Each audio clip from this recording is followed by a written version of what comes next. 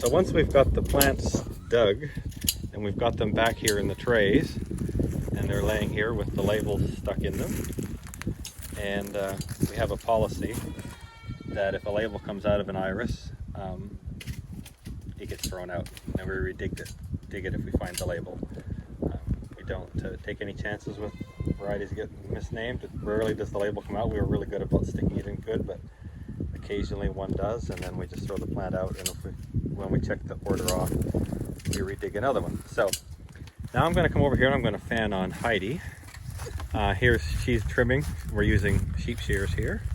You can see she's trimming with the sheep shears, and she's got these irises here all trimmed and ready for stapling.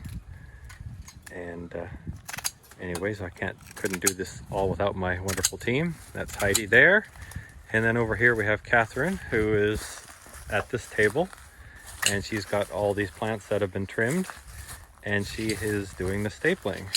You can see she's got the staple there. She's folding it back, and there you go. She's got it stapled. Your order's all stapled. These ones here are all ready then to go to the washer, which will be one of the next steps that I'll show you.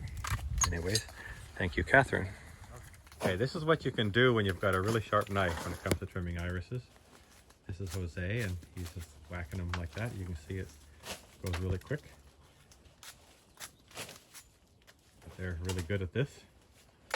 Now, the rootsy, the knife has got to be very sharp.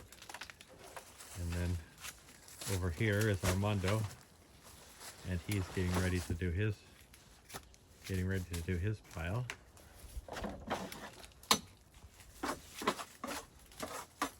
See him pick up the iris, just whack, whack.